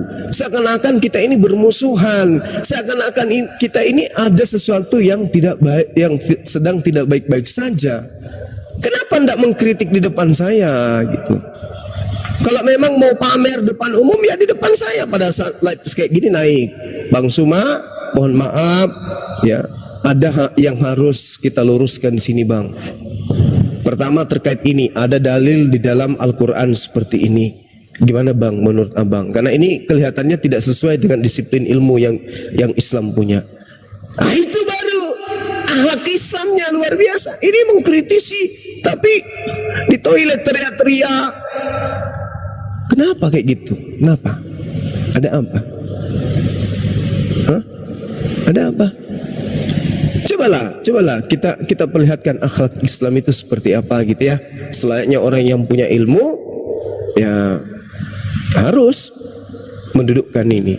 Ini juga ada hikmahnya sih sebenarnya, para netizen Laskar Api, ada hikmahnya. Bukti bahwa di Islam itu memang tidak ada budaya mengambil kaidah-kaidah di dalam agama orang lain. Begitu ada muncul satu gejala mengambil dari agama lain, pasti ada riak. Nah, inilah yang terjadi. Jadi teman-teman kita juga itu membangun. Cuman sangat disayangkan kalau mau mengkritik itu hadir di depan orangnya, jangan di belakang.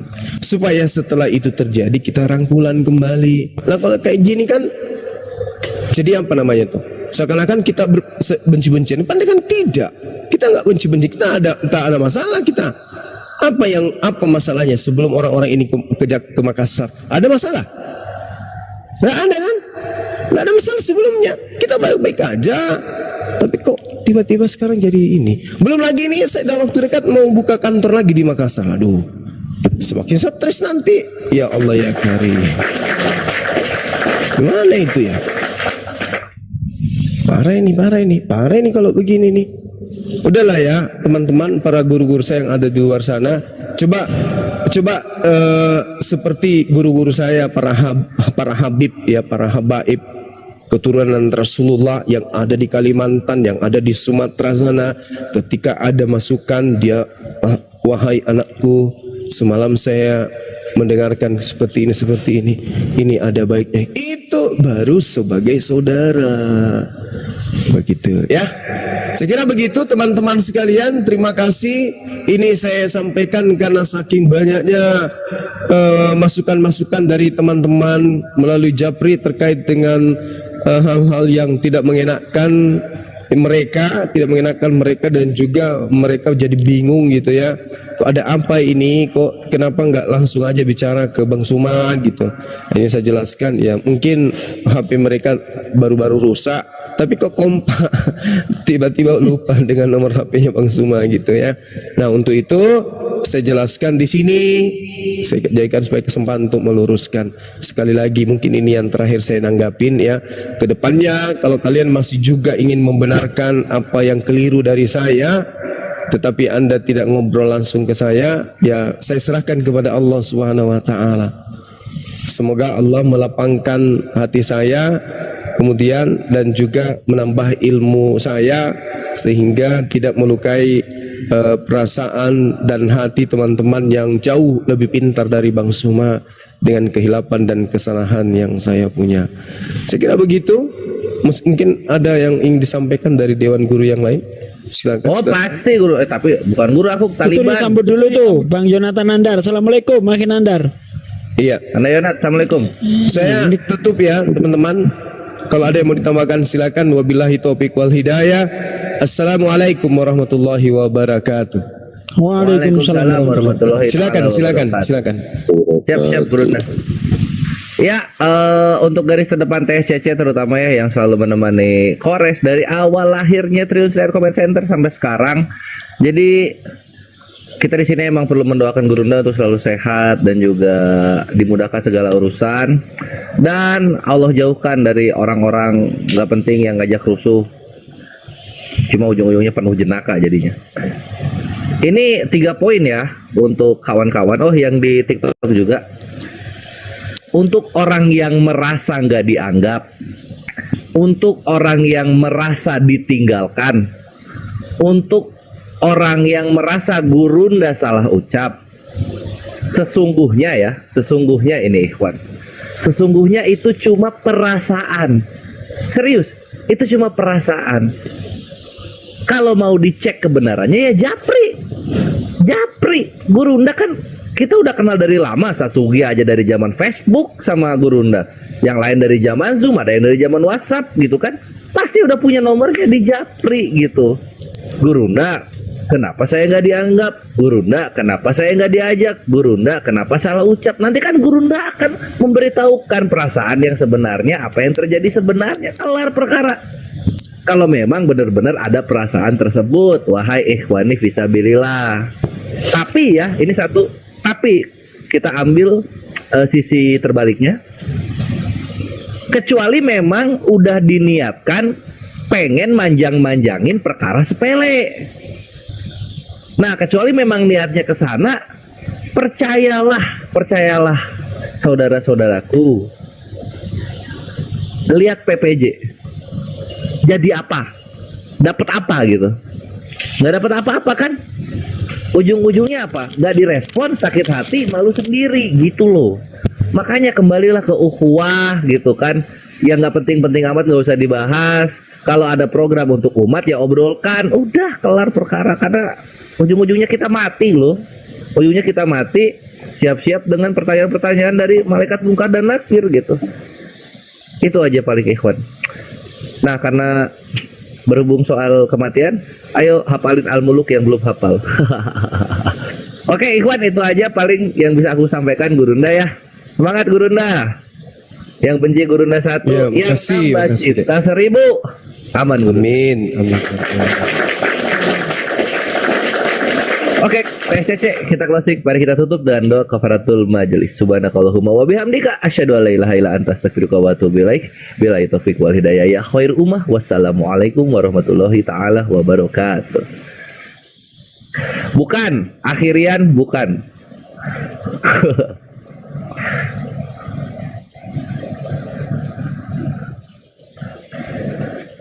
Aduh. Yuk, Sasugi kan Yonat. Di sini Mana masih main? ada Oten 1 ini. Mana? Itu monkey. Monkey Oten. Oten Monkey. Mau nambahin dikit nggak? Assalamualaikum warahmatullahi wabarakatuh.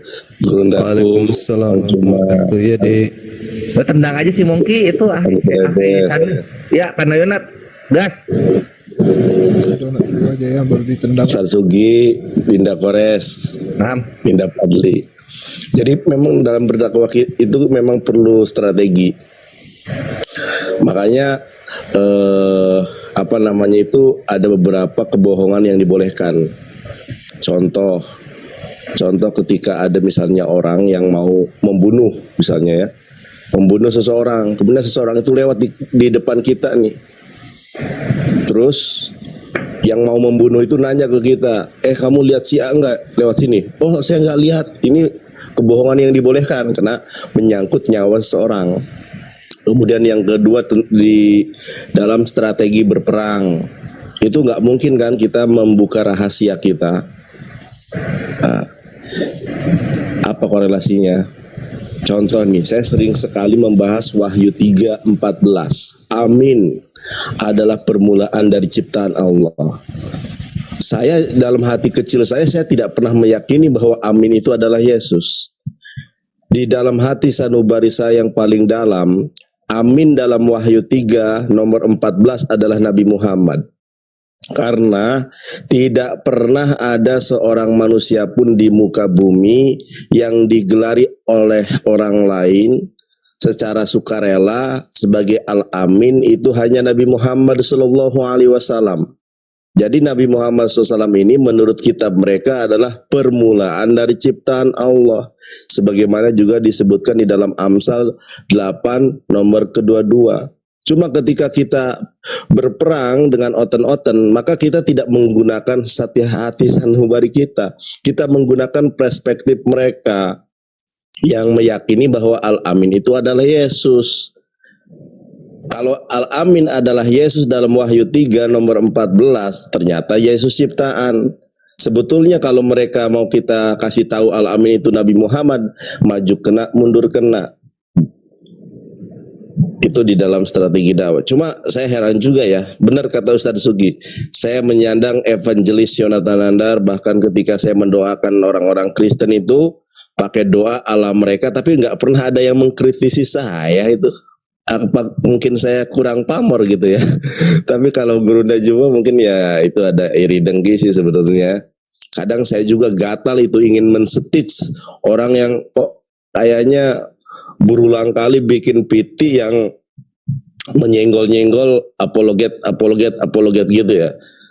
Nggak etis gitu, dan kalau memang itu ditujukan untuk oten, istilah itu baru muncul setelah didirikannya Yayasan Apologet Islam Indonesia. Jadi dengan adanya hal semacam ini mungkin kita ambil ibrohnya saja untuk tetap lurus di dalam menyampaikan kebenaran Islam dalam upaya preventif ya, langkah preventif kristenisasi dan subhat dan menangkis subhat-subhat Kristen serta mengantisipasi upaya-upaya pemurtadan. Mungkin kita lebih fokus saja lah, nggak usah dihiraukan Gurunda. Karena kalau dihiraukan itu saya juga dengar dan lihat itu sakit, pengen mensetis. Cuma kalau di stitch videonya kan itu lewat terus di beranda kan berteman kita. Kalau di stitch nggak enak saya, nanti timbul fitnah. Tapi kadang dongkol juga pengen, aduh ini ya gitulah, mohon maaf belepotan kata saya. Gitu aja. Gimana kasih. Tuh penyebutan ini, Dek? Hale apa? Hale apa? Halelullah. Halelullah. Ada yang protes gak tuh? Nggak ada. Halelullah itu kan, halel itu kan bahasa Ibrani. Halel artinya terpuji. Pujilah Allah, pujilah Allah, nggak ada yang salah. Bahasa itu. Halelullah, terpujilah Allah. Nggak ada yang mengkritisi sih. Sejauh nanti ini lama-lama nanti lama-lama Gurunda napas aja disalahin ntar. Lama-lama gitu ntar. Yang mengkritik saya Ustadz Nandar lupa apa? Pernah saya kritik itu. Apa tuh? Ya itu waktu di hotel mana Makassar ya saya kritik itu, janganlah pakai halilullah gitu kan. Kan saya ngeritik Ustadz Nandar itu. Lupa ya? Oh iya pernah. Ya tapi kan kritiknya bagus, langsung ke orangnya. Tapi halelullah itu digunakan tidak mungkin ketika kita bersama dengan orang Islam loh.